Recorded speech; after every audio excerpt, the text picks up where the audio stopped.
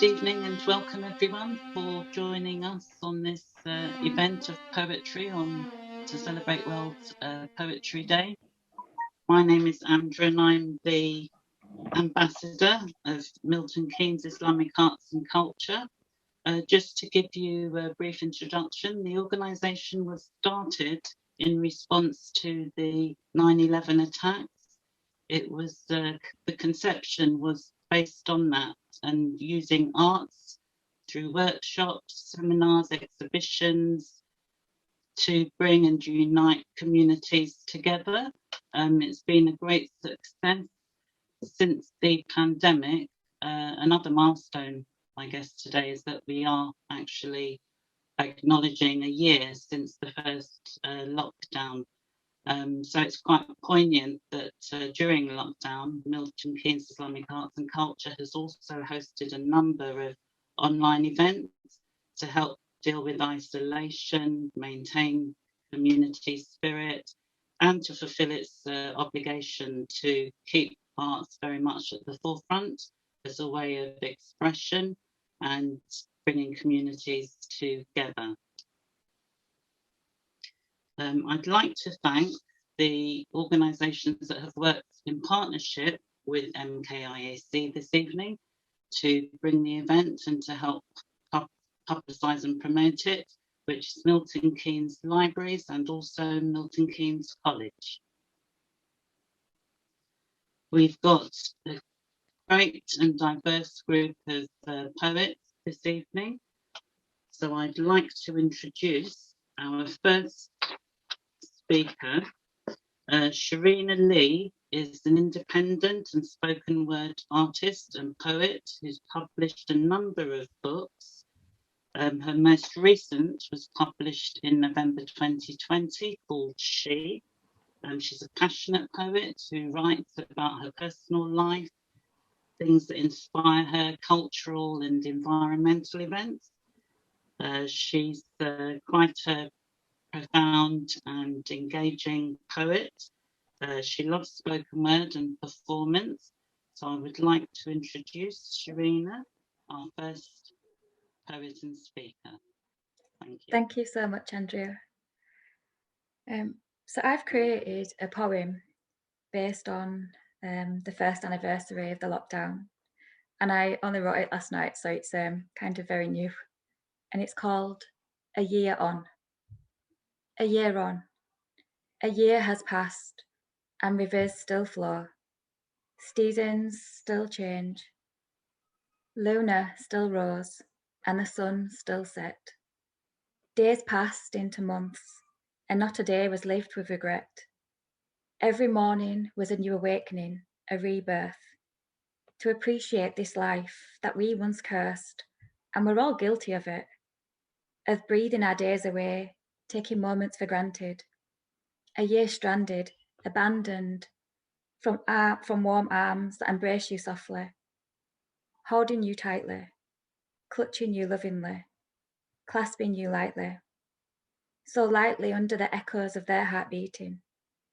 A year abandoned from that feeling, that friendly greeting. It's been a year of reading between the lines of masks that disguise, now reading smiles from one's eyes. It's not been easy. Life has changed as we once knew it to be. We are living in completely different times and society has adapted. It's the unknowing that sometimes gets to me, the uncertainty, the confusion, that reminds me no matter what, we are human. Emotions fly in bursts of clouds. We're not made to be perfect. We cannot control what happens when the sun sets, when it flickers its golden vortex of light, when it shines, or when the wild wind blows. But we can continue to allow love to grow, to blossom through our actions and echo through our voices, to continue to deliver peace and make informative choices.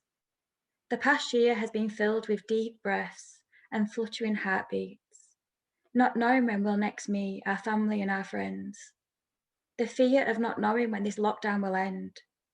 Even amongst that fear, there has been a wave of togetherness, a rainbow of unity that's built the walls of our immunity against loneliness, stopping the pain of separation, letting go of the frustration that's been carving away at people's happiness.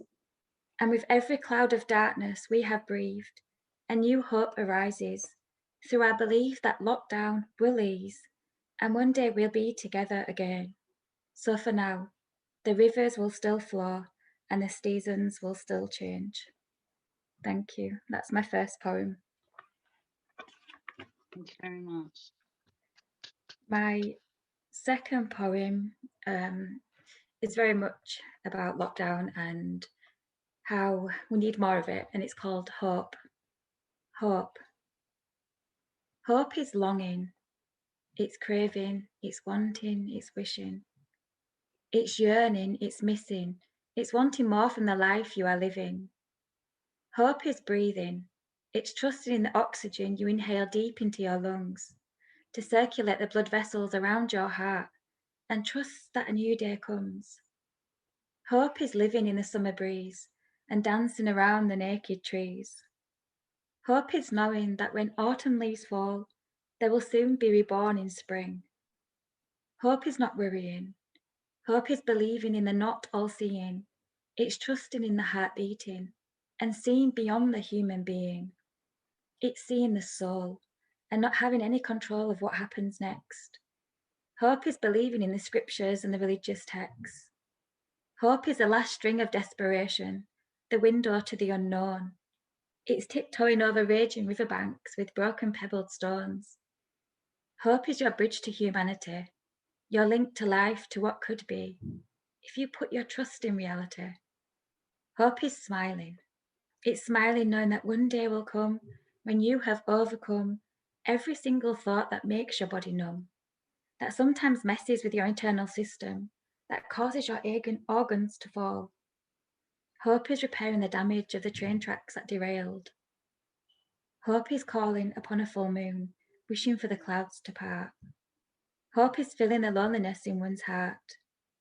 It's hoping, it's needing, it's believing in everything you're not sure of yourself. It's fighting that self-doubt that's eating away at your own health.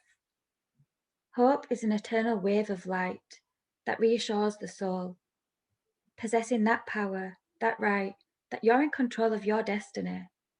But it's believing in that message, that universal truth, that has the power to soothe this deep ache, this uncertainty. Hope is breathing in now from eternity. It's believing, it's not seeing but believing. Hope is one's heart beating. Hope is. Thank you very much for listening. Lovely, thank you, Shirina. I think from that we can take many things really, but the one that struck out for me is the strength of the human spirit, the will to survive, to cope and hope. And looking back at the last year, the lockdown has created real issues on a personal level, anxiety, uncertainty, and so therefore how do we manage this profound and global change to our lives and what we all considered was normal. I think hope very much encapsulates what we can do, and then gives us a template by which to find a way forward, and collectively as well as individually. So thank you very much, Shirina. That was very stimulating, inspiring, and thought-provoking. Thank you. Right, our next speaker is Mike, I think I'm pronouncing it, Gianni. Yes. Describes himself somewhat imposingly as a 6'3" God's clown. That could be interpreted in many ways, but I think as Mike will testify, he's also a poet and a keen observer of life, and I look forward to hearing your contribution, Mike. Thanks very much. So my take on COVID has been many and varied. mostly irreverent, and my poetry tends to be fairly short pieces, so I have a number of them, but they're all pretty short. The first one, if everybody can hear me, is entitled Lockdown Shopping. I go in search of food today. I must find pasta, come what may, toilet paper, rice and beans. I'll source them by whatever means. And so I'll travel to the shop, a journey the police won't stop. With shopping bags and purpose stride, I'll go and see what's left inside. I grab a trolley, start to queue. I people watch as people do. Nervous shuffle, moving, stopping. Soon enough, we're inside shopping. Between the aisles, to my surprise, the shelves are stocked with fresh supplies. Shoppers smile, but keep their distance. 6 feet as per the law's insistence. I dreaded coming here today, expecting panic, gloom, dismay. Instead, I find that folks are cheery and staff upbeat, though no doubt weary. In troubled times, it's nice to see a little camaraderie. I left the checkout quite surprised. Shopping can be civilized.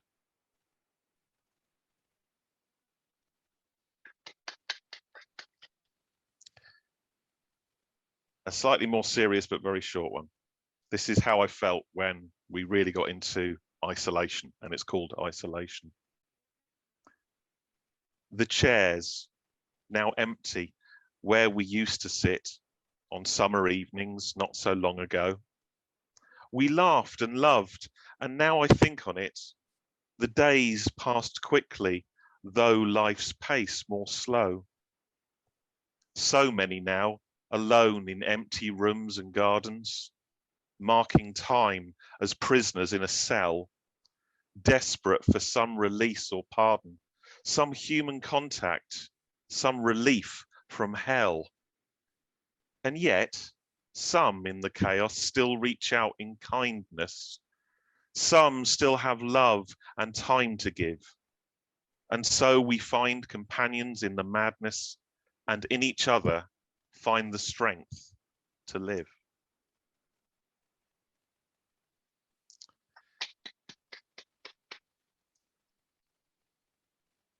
Never going to try to be anywhere like the man Shakespeare, but you may realise this is a bit of a pastiche. It's called COVID Soliloquy. To be or not to be infected, whether 'tis easier to suffer the indignity of self-isolation or step forth among these masked mortals and therefore risk, infection. To lie, to sleep with strangers, and aye, there's the rub, for in such sleep what illness might be found? Or to ignore physician general, and in doing so let thy fluids fly unbound.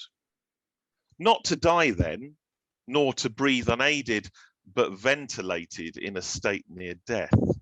Or thus to step upon the skin of earth unafraid, and in doing so risk life in every breath? Fie then, ye men of little thought, who spout ill news yet run their mouths unfettered. 'Tis thus in human flocks we shall be caught, diseased and catalogued, and marked and lettered. Last one. Written just yesterday to mark the year's anniversary, and it's called Jam Tomorrow. There's a light at the end of the tunnel, but is it an oncoming train? Because Boris keeps promising jam tomorrow. Will we see our families again? We were promised by the end of summer, and then by the start of school. Then the country was split into pieces and different towns had differing rules. Some moaned about getting their hair cut. Some moaned they couldn't fly to the Algarve. But many lost jobs, shops and savings. Without food banks, many otherwise might starve. Did Boris bring COVID to Britain? Is the government really to blame? Are they using it all as a smokescreen? Are we all really pawns in their game? Conspiracy theorists are plenty. Others arming themselves as for war. Still others sit tight, watch the news every night, with the mobs and police keeping score. Meanwhile, immunologists studied and mapped out the bug's DNA. Fresh-faced MPs jump back in the spotlight, fresh-coiffed hair and wide grins on display. Our heroes are those dressed in lab coats and the nurses with needles aloft. It's a small prick for sure, now providing our cure. To the NHS, hats are now doffed. Thank you. Thank you. That was thoroughly enjoyable. You know, I was thinking, I wish we could have you rather than newsreaders giving your take on human behaviour and global events. It was very poignant. I doubt anyone can not identify with the pasta and toilet roll rush that we all experienced during lockdown and has since drifted by and been replaced with so many other more important needs. The humour, satire that you bring to human observation is very sharp and well observed. And thank you very much for that. Thank you. Right, our next guest and speaker is Pauline Stewards, an author of 2 poetry collections. So thank you very much for joining us this evening, Pauline. I understand Spirograph, I do actually remember that as a child without wanting to give too much away, is something you published in 2020, and you co-edited Magna in another poetry collaboration. So please do give us your contributions for this evening. Thank you. I think we need you. Thank you. It's such an honour to be here, and it's you know, it's been wonderful to connect with people with poetry through the lockdowns. I will read the Spirograph poem. It was written just about a year ago when I was in, actually partly written from being in Leeds, but it's just a little poem. Spirograph. A child unwraps her present on birthday morning. Plastic filters in neon and rose, like vintage aviator glasses. Inserts her pen, starts patterns of not quite repetition. Scrawls from neatness, explores distortion. My friend says, spirograph, but he means spirometry, the measurement of breath in lungs that are losing function. Saturn's hard return takes 30 years. Our bodies replenish in 7. I'm moving out of reminiscence row as the wheel of change becomes a spiral. And I've got a poem that I wrote specially for this, just thinking about the past year and all the different things, and it's called Necklace of Haiku. All I have is words, crush for their scent, inhale them like petals of love. Last spring blossoms fell. We did not know how many. Each lost love is mourned. Swans in formation make a V shape overhead, tip of a broken heart. Sliver of moon slips, vanishes into night sky, faint aura persists. We are separated, though long to be together, pretend touch through Zoom. Words connect us all. We coined some new ones last year. Our time's bitter jokes. Got to keep going, smile behind novelty masks, eyes crinkle tears. I hold you with light. We have shared this season's worst. We'll never forget. Moss and lichen grow on broken, fissured branches, green balm of healing. Wind breathes hard and cold, but the candle flames are bright in our ordered houses. Simplified by fear, we hope for future pleasures, live in the present. Snowdrops push sharp leaves through the deep hide of winter. Regeneration. And I've just got one small short one. And the title of this, it sounds like an answer, but it's actually a question. And it's just about the sort of meditative spaces when we've been in lockdown. How do you shift depression? You turn it into concrete and chisel its face slowly. You name all of its parts: sadness, grief, envy, rage, shame, and own them as you own your hair or your fingernails or the dance you make through the world. You sit by the water and listen, suspend disbelief like a tightrope to tiptoe your dreams. You breathe until your heart is open, those simple things no one taught you. Thanks very much for listening.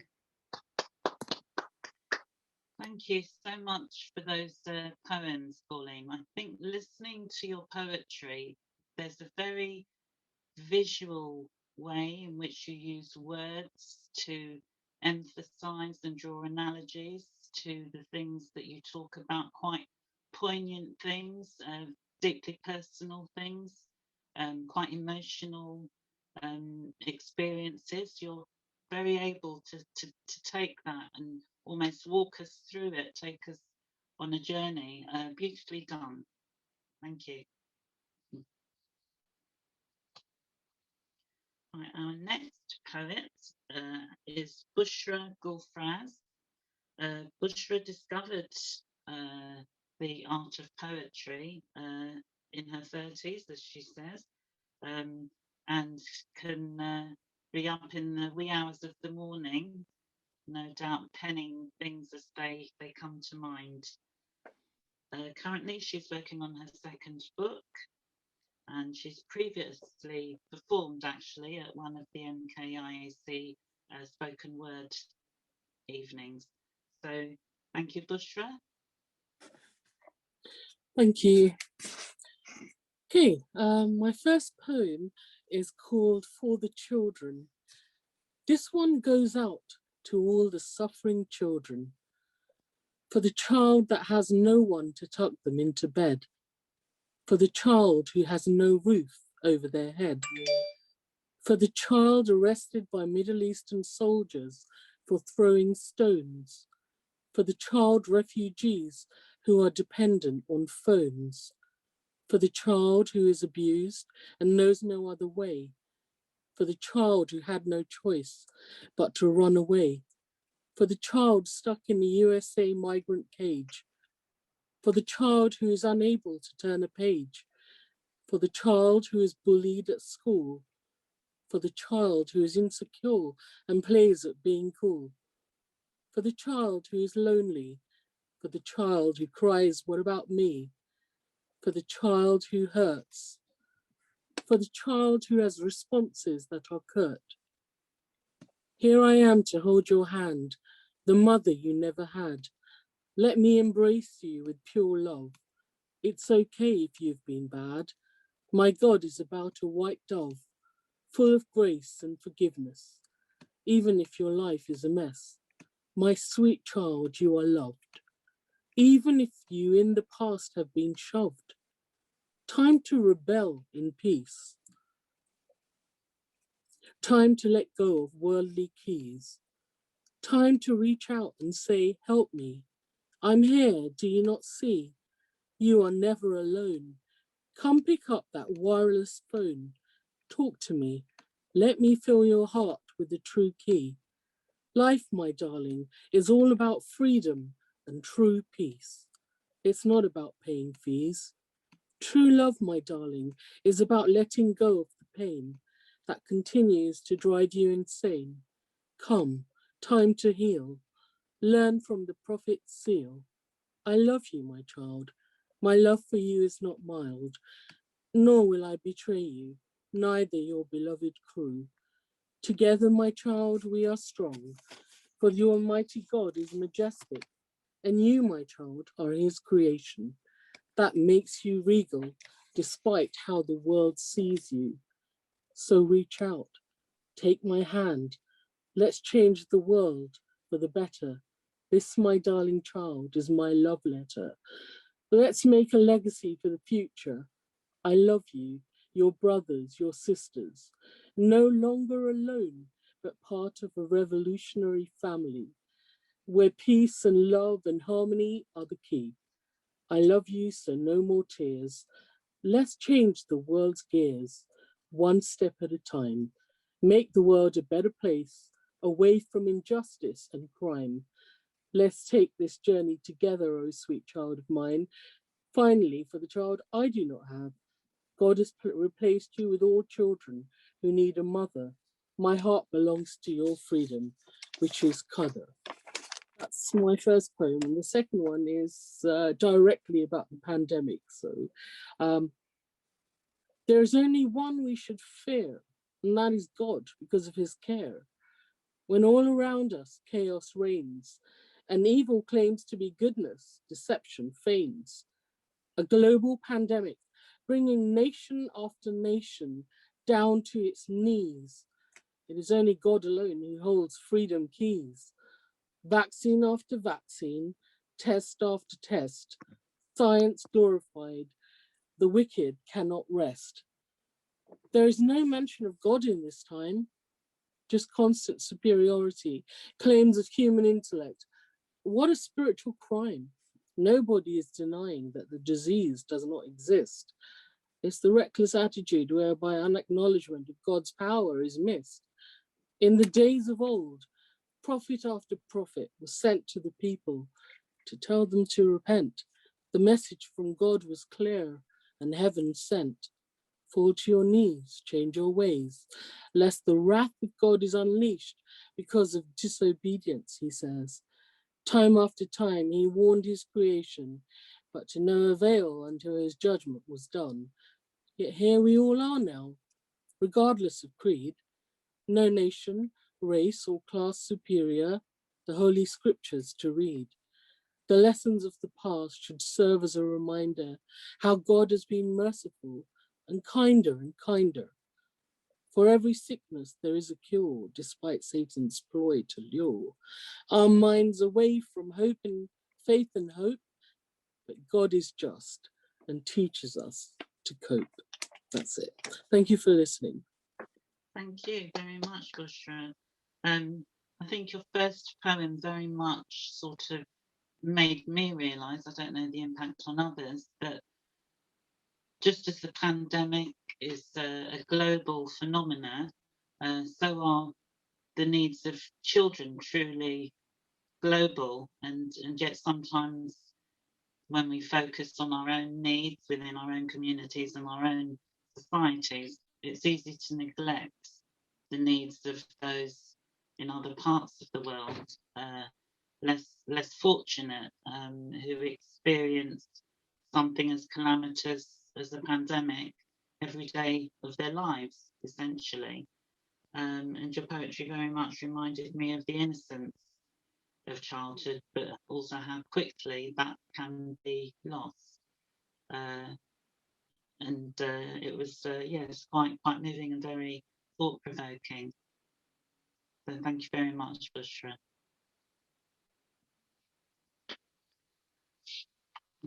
Peter Kay is one of my favourite comics, but he's also here in another capacity. Thank you very much for joining us, Peter. Peter is works with the, or has worked with the local government. Your first book, A Pennine Way Odyssey, was published in 2012. Your second, Show Me the Way to San Diego. Have you ever been there? It's also published, and you're expecting a third publication this year. So always busy and highly productive. So please do entertain us with your poetry contributions for this evening, Peter. Thank you for joining us. Thank you. It's so good to be with you. And I'm following to start with the 3 poems, but the first of which is picking up on Bushra's theme, really. One of the impacts of the COVID pandemic is that it's driven a lot of international news about the impact of war and conflict off the radar. So I want to share a poem I wrote about a young boy in Yemen. I've called him Hamid, and it tells of how he and his family survive against all the odds. Hamid. He plays with rocks and bits of wood, fragments from their shelter destroyed by a mortar bomb. His father is away fighting for their country. His mother sits and rocks all day when she's not trying to cook what he and his sister have scavenged, or what he has managed to buy, finding and selling plastic bottles. If they can afford food for lunch one day, there is little prospect of eating the next. She has purpose now, making broth to curb their hunger. He was born in 2010 in war-torn Yemen, one of 12 million children caught up in continued destruction. They fled from Harath, went to Faj al-Marain, had to move on to Haran. Now they're in Shafar. Each time they moved meant fewer possessions to take with them, until they had nothing. Good people gave them wood to make their tent. He looks at his mother's eyes, sees empty pools of sadness. She never sleeps. Only when she is cooking or at night when they huddle together does she demonstrate reason to live. I will be able to rest, she says, once this war stops. Thank you. Something else that struck me during the lockdown was after a number of weeks that the skies were free of vapor trails. The air I breathed was cleaner, and the music of bird songs seems so much clearer. Yeah, at the same time, there seemed a desire by people from many quarters to want to go back to what went before, without taking any time to reflect on the impact of the way many people are living their lives. And that inspired me to write a poem called Normality. So you want to go back to normal when this is all over, where our NHS is underfunded and underprepared for what is needed. You want a normality that sees key workers on 0 hours contracts or paid the minimum wage. You want to take for granted delivery drivers, supermarket staff, go about your business and leave the homeless on the streets. You want to return to a normality that bails out banks, rewards the rich, ignores the poor and vulnerable. You want a normality that protects privilege and scorns those who don't have it. A normality that castigates foreigners, all those people not born in the UK, who kept afloat the NHS, the care system, picked the crops that would have rotted in our fields so that we could eat at our little castles. You want a normality that sees traffic jams and saturated skies polluting our environment and putting the very existence of our planet at risk. A normality where economic growth is the measure of progress and not the health and well-being of our populations. So be careful what you wish for when you say, I just want things to go back to normal. Think carefully about what you really mean. Is it the freedom to go out, to socialize, to meet a friend and give them a hug? The freedom to roam the countryside wherever you please, to eat out, visit your local, watch your favorite team? Freedoms we normally just take for granted. And yet for the many in the world, such options are a normality that fails to, a normality that only lives in dreams. And if we go back to a normality that fails to recognize our responsibilities to all citizens of the world, then our children and their children will never forgive us. Thank you. And finally, another lockdown poem, which was based on an experience, a personal experience of the first few weeks after the first lockdown. And it's about a river near me, the River Aire. In February, you raged, cut a widening swathe through watery green fields, carved intricate patterns in sludge you left behind, unearthed rocks never previously walked upon, leapt weirs, broiling, frothing, brackish bubbles that continued onwards, way past the mill. In April, your roar had subsided. It's also quiet. By a hidden little beach, a heron stands sentry as the smooth flow carries you under a now silent bypass to an unpeopled wood, where Reynard pads with nonchalance, a limp rabbit in his jaws, and birdsong fills my ears. Above the treetops, a blue vaporless sky ponders green tranquility below. No final games of football, no rolling out of the square, no woods-seeking jacks, no catgut strings stretching to collide with flashes of yellow. Now, you are no longer enemy, have become a cherished confidant. Daily shared meanderings, my one dose of freedom. The new foe is far more deadly and impossible to see. Keeps us all indoors, your company, my only release.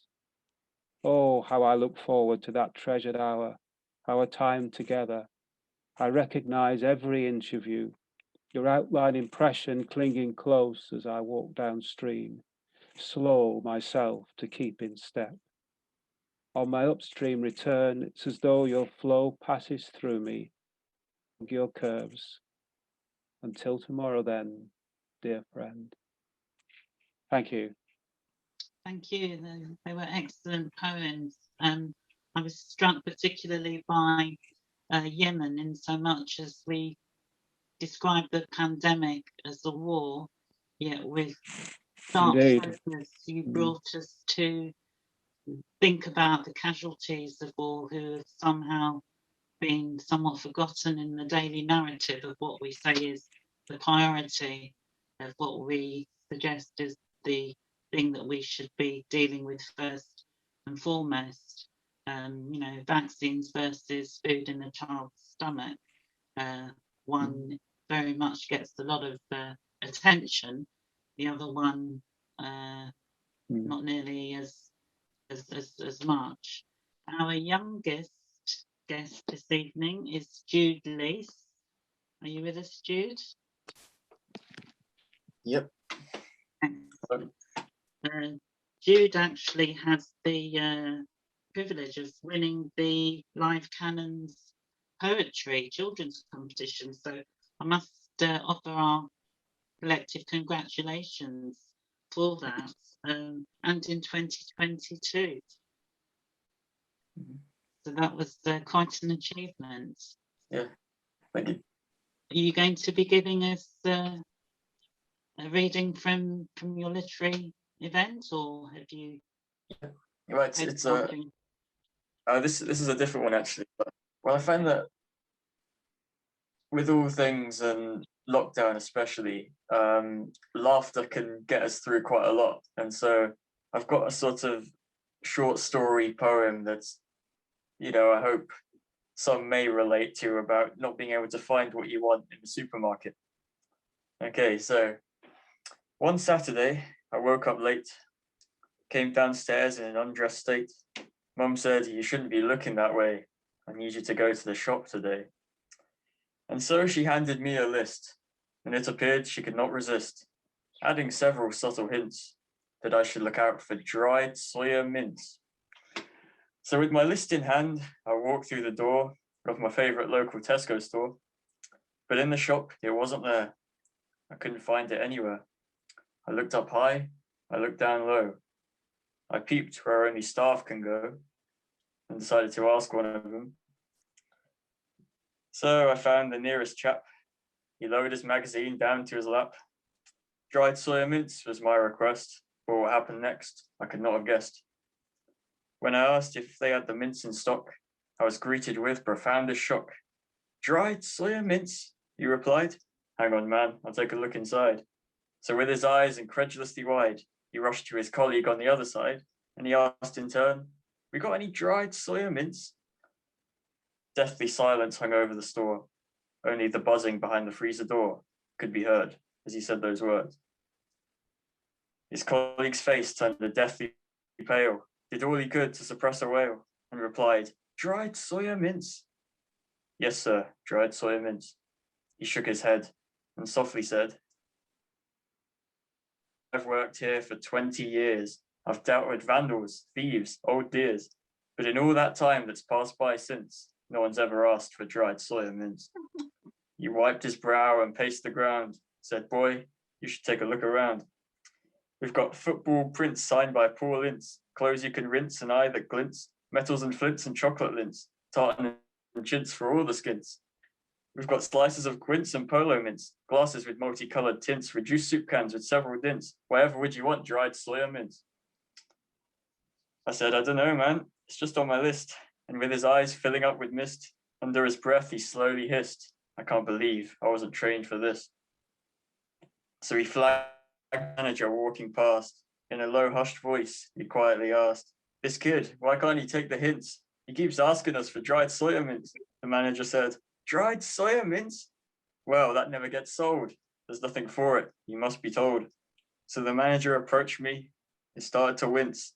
Said, dear boy, I'm not convinced. Not that we've got any dried soya mints. Not in this place. You need a bigger floor space. So I decided not to mince my words. Excuse the pun, but it must be heard. I walked out without a second thought, and without the mints I should have bought. And it has occurred that ever since, I cannot eat dried soya mints. I'd spill it all, I'd surely find, when I burst out laughing every time. And there you go. Thank you. That was brilliant, and I'm sure highly amusing for everyone. I don't think I could get beyond the paragraph if I was given a challenge to write any prose as entertainingly as you have on the subject of dry soya, but I shan't forget it, and I shall be sharing it.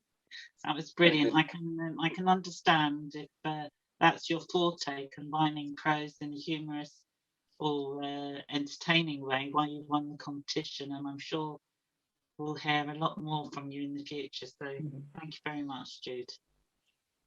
Okay. Thank you.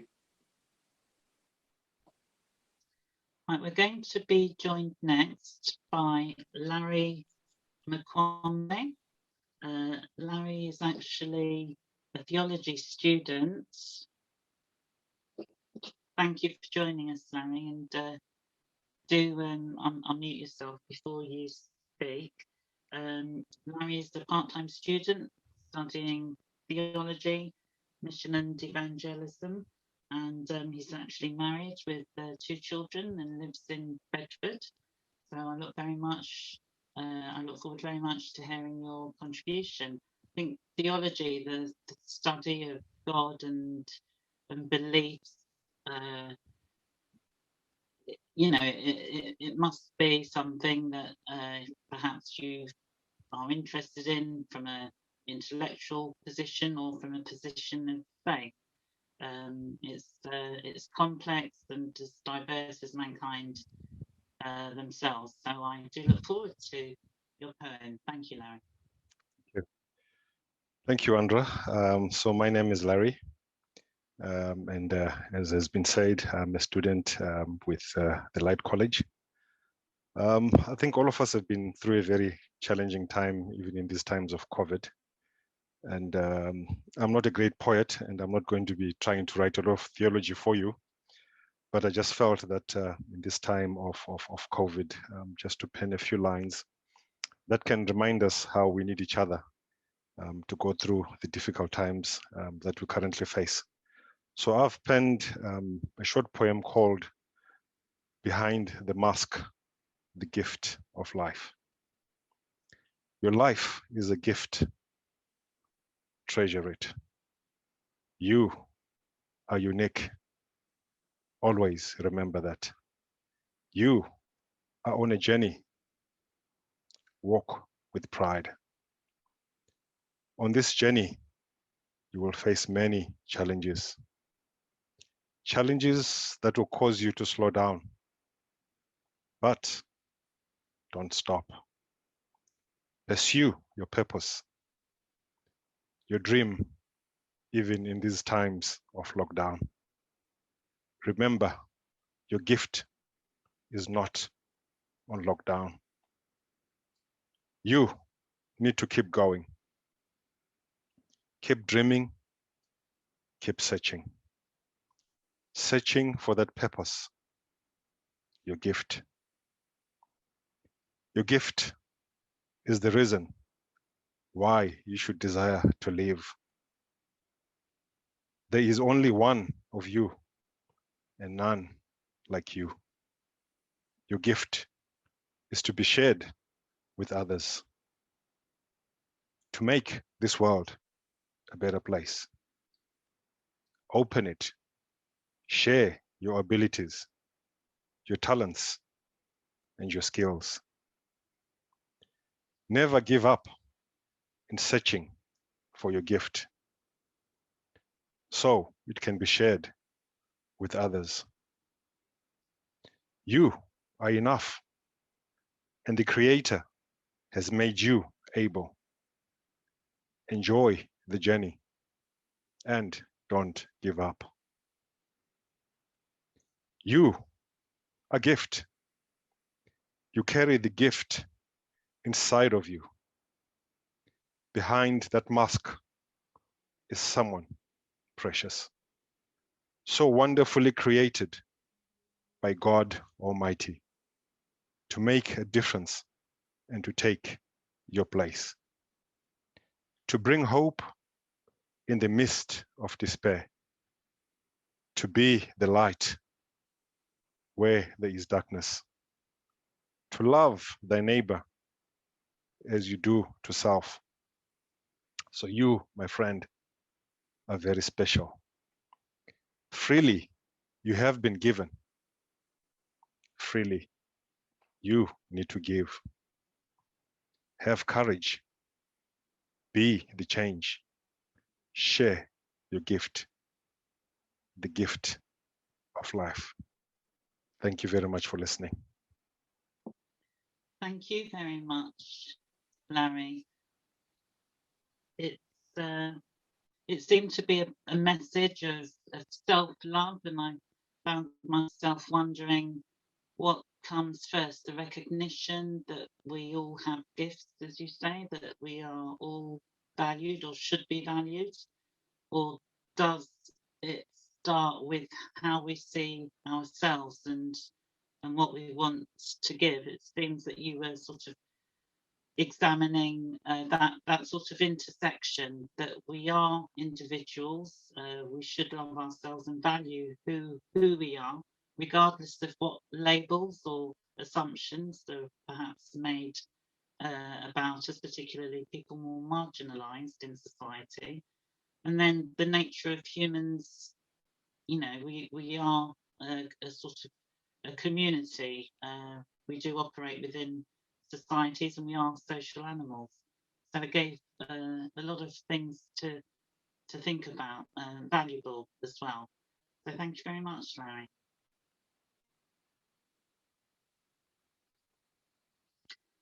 Right. Yvonne is our next author and poet this evening. I need to let's see. Yeah, I'm here. You are, okay. Yeah. Thank you very much for joining us this evening. Yvonne is a published writer from Leeds, and you've been writing poetry since you were a child. It's obviously one of the great loves and passions that you have in life. And you're a regular at open mic events.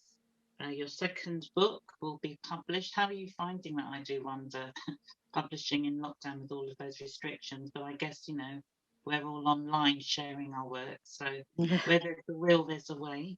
So yes, I do wish you all the best with your next publication, and I look forward to your contribution, Yvonne. So thank you very much.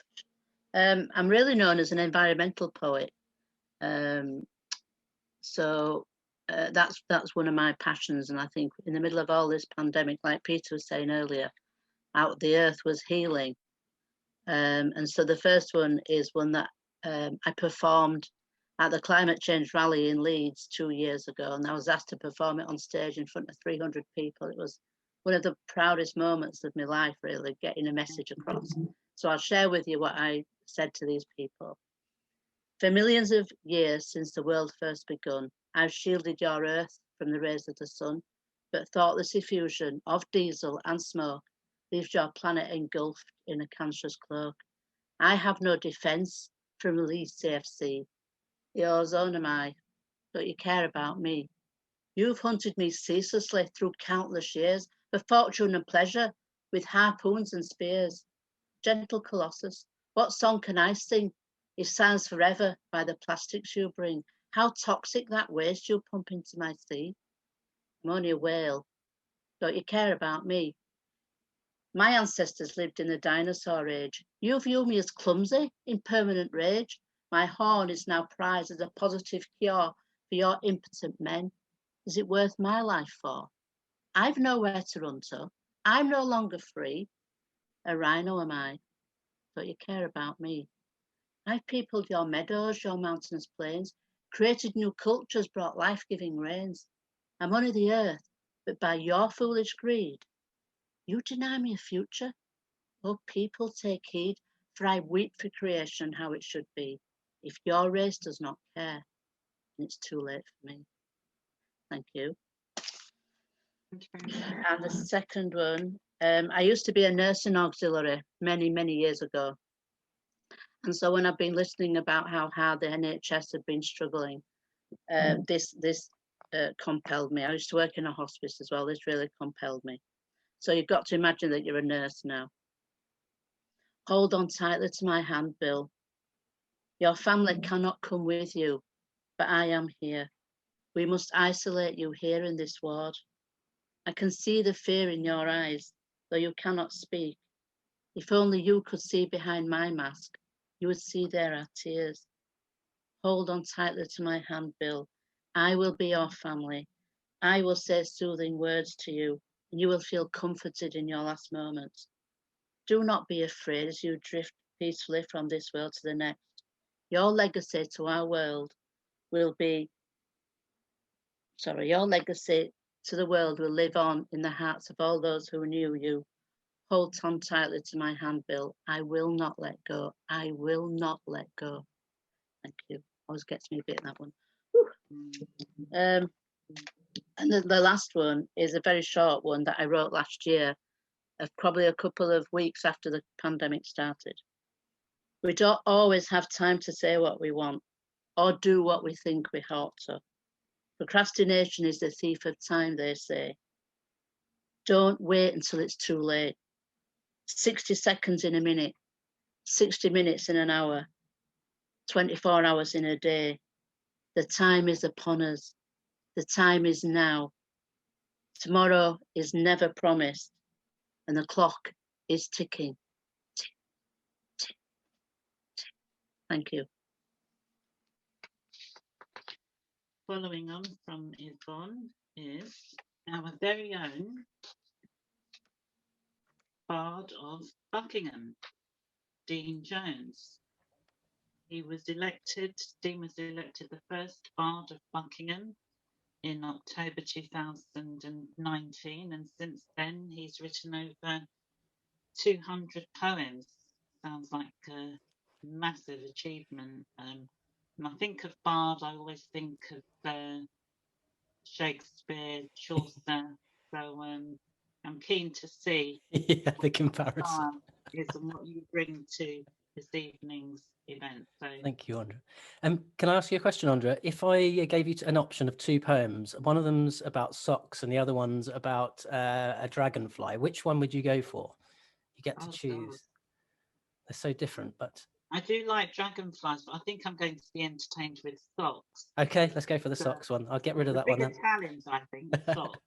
All right. Especially after we've had dried soya mince. Yeah, exactly. Yeah, I don't know if I can compete with dried soya mince. Okay, great. Thank you.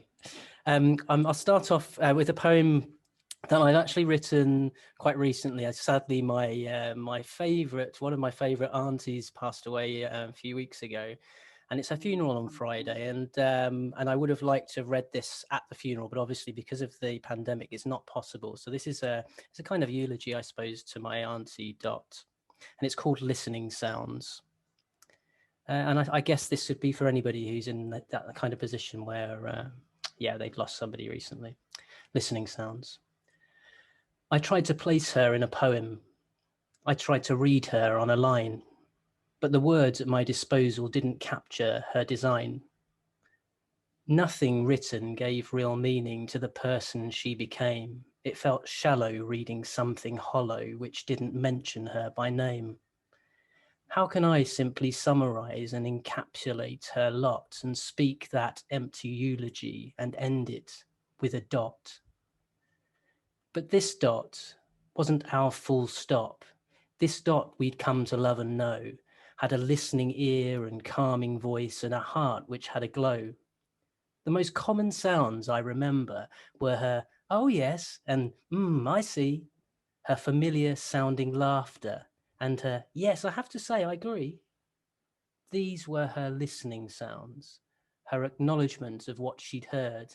These were the sounds of empathy, her picking up on every word. She was interested and understanding. She'd reaffirm the things you say. It was this giving of her time in ears that I'll miss most in a way. She wasn't showy or pretentious. She was never unkind behind your back. She was the little ray of sunshine who kept us all on track. She was the calm within a crisis, the voice within the void. Never underhanded, never saw her get annoyed.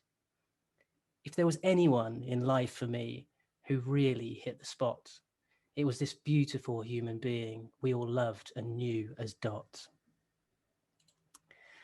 So that's to my auntie Dot. And now on Andrea's request, I'm going to read a poem about socks, following that very, very serious poem prior to that. And this is called After One Long Year of Sock Down. After one long year of sock down, the time had finally arrived to look through the family's sock drawer to find out which odd socks survived. The basket full to bursting of odd socks separated at birth. One small step for me today, a pile of socks the size of earth. Each a strange sock had a partner that once did the do-si-do, but that partner did a runner or had a torn or holy toe. I could search through every sock drawer using my time and space, but the universe ain't big enough, and besides, it's not my place. Why am I sorting through this cheesy mess when my brain is fromage frayed? Why can't the owners of these containers sort through the mess displayed? And then the answer came to me. From upon the pile of socks, I own approximately 90% of these tidy when rolled up rocks. I went literally the next 2 hours arranging them in pairs, then celebrating the triumph by sharing the separated socks affairs. I'd made a pleased, almost ecstatic sound when a long elastic friend I'd find. But after 1 hour of sorting stockings out, it all began to blow my mind. Aha! I found you. I wondered where you'd been. My Christmas socks from 10 years ago with a Santa beard in green. Aha! I found you. The left one to the right. The running socks I never wore that reminds me I must exercise tonight. Aha! I found you. This tiny blue sock made me laugh. My son's sock from 6 months old. Now he's nearly 12 years and a half. Aha! I found you. The sock one wears when trampolining. It made me jump and swear a lot that £2 can bounce off without meaning. Eventually, I match up most of them and distribute them to their drawers. The absent friends left their partners to never again cover ankle claws. These lost souls will be disposed of with broken clothes pegs and woolly gloves. From a gigantic pile of old odd socks, these ones remained unloved. I said a prayer and wished them well before getting rid of them, shouting, "Don't dare step foot in my house without your partner sock again." The good news is, on Monday, the kids won't go sockless back to school, and in a year I'll be swearing once again, sorting out odd socks like a fool. And I'll finish just with one last poem, if that's okay, and this is called The Lockdown's End. Suddenly, a door opened, and the light flooded along the hall. It lit up all the photographs and the pictures on the wall.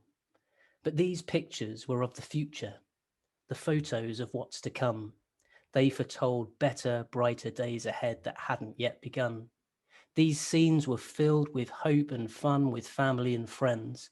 They promised that by the summer we'd all be free again. With luggage at arrival gates, on a beach, at a resort, in the pub with all our closest mates, no pandemic to report. Face coverings no longer needed, grandparents can babysit, dinners out with partners, back to gyms and getting fit. The swimming pool, the cinema, to simply stop and talk, no longer covering faces when you go out for a walk. Shaking hands and hugging, sitting side by side, when having conversations to not feel the need to hide, to actually go to work and mingle, grab lunch with other staff. On Friday afternoon, go for a drink and have a laugh. Children's parties, kids' discos, a comedy night, or just to dance. Cross the Eurotunnel, stop off in Italy, Spain or France. Festival tickets to Glastonbury, take a train, a plane or bus. Go on a cruise or take a ferry, watch a show without fear or fuss. Life shines for these future corridors, from these pictures down the hall. Our dark evenings will get brighter. It's just a few months away, that's all. So hang in there, fellow human. This is the last leg of the run. The end of tunnel light is now switched on, and the lockdown's end has just begun. Thank you. Brilliant, and can see why you have the title of Bard of Buckingham, although it could cover a much broader and wider geographical area. Thanks for your poem, and it was quite poignant, really, experiencing or listening to your experience of recent loss, an experience sadly shared by people who that's the last thing they've expected, but it does appear to be part of the norm until we get to a better place post-lockdown, as you say. I think we all need or have an Auntie Dot in our lives, the sort of quite maternalistic, selfless, patient love that comes with holding that position. It sort of strikes one as part of an era gone by or another generation, but let's hope we continue to have very more Auntie Dots in our lives. We certainly need them. Definitely. I'm glad I chose socks. I'm like you. I've been finding socks as well. Lockdown forces you to go into areas you've been ignoring for a while. And it's amazing what you can find. And your lockdown poem, I'm sure it made everyone, as it did me, feel nostalgia for things that we've taken for granted are normal. A year ago, apparently no one saw the pandemic coming, and yet it has altered our existence, our norms, simple things that we take for granted quite dramatically. So I do hope, as you say, if we all bear with it, there are better days ahead of us. So thank you very much. Thank you. Thank you. Our next and our final contributor this evening, and there are so many awards and accolades, but Amy Knight is a creative writer who has also been writing and a prolific poet for some time, and a songwriter as well. So I don't know if we're going to get rhythmic or musical prose this evening, Amy, or not? Not tonight, I'm afraid. But maybe in Mellis when we get there. Bring the piano. I look forward to that, and we'll hold you to that.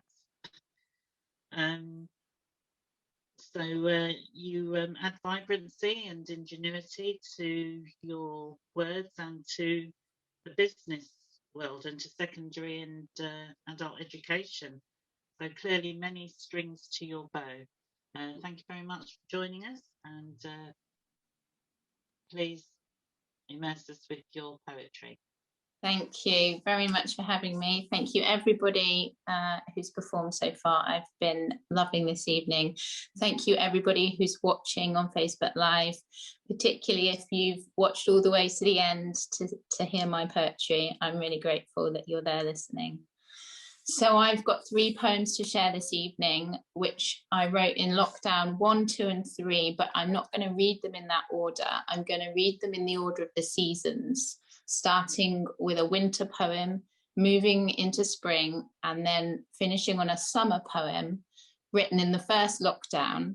The theme is very much hope, and I'm hoping that I will be able to leave you with a warm, sunny feeling when you go away this evening. So the first poem was written in December. It's called Wreath. Wind your twine around this hoop of mine and find some peace, as one more piece of winter's puzzle bends to your design. Round with holly, ivy, spruce we go, and round again with eucalyptus, elegans and slow. Each sprig we cut from branches wild and free is nature's gift from earth to you and me. A year-long search for ways to be together, culminated in 3 rings of birch hung from 3 doors in frosty weather. These symbols of the season give us hope, and if we should need a reason, give us cause to raise a glass, to pause and look at what we made, at what we took and what we gave. Hope is handmade, hand-woven, fingers pricked through knitted gloves, adorn their wreaths with beauties of the hedgerow, weaving leaves and ribbons round and round with love. Lovely. Thank you.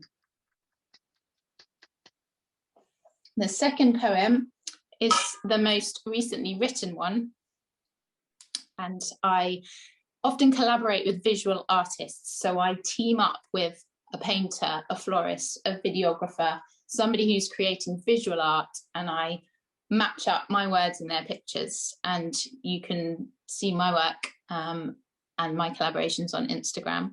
And this next poem, Elements, I've teamed up with a lovely lady called Rachel who goes by the name of Foxglove and Ivy. And this one is about emergence as winter gives way to spring. Isn't it funny how many feelings we fight? What if we let them fall and settle, like the dew at night, like rain and snow and petals, particles of dust that shower down in shafts of light? When winter comes, we do not tell it that it's wrong. We might still wish it on its way, but make no effort to deny or disprove winter while it stays. And what a foolish thing that would be, to see white coats appear around each tree and argue that it shouldn't be. When days get cold, we do not force our naked selves to brave the elements, bare-skinned and blistering against the ice. We do not fight. We wrap ourselves and make hot, sweet, delicious things. How nice, how kind we can be to ourselves, staying safe and warm while we wait for spring. The birds will only sing for sunrise, not for the movement of an arm around a 12-point plane, but here I am again, fighting familiar pain when I should watch and wait.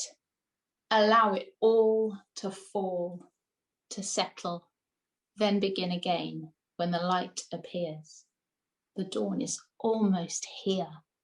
As we wait, those sharp and bitter flakes that strike exposed skin with a sting will gently soften, stick to us and one another like our closest kin.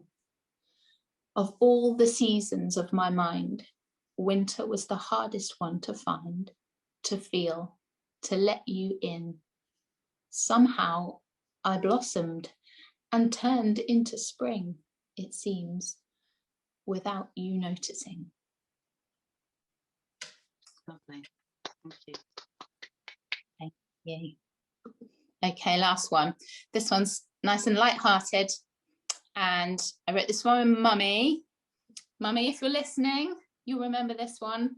And I'm sure you will remember how disorienting it was in the first lockdown when somebody that lived just a few miles away felt so far away because you couldn't go and see them.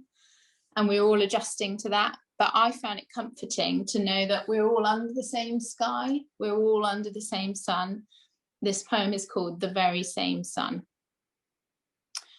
So what did you do in the sun yesterday? Did you sit on the grass with a glass of rosé?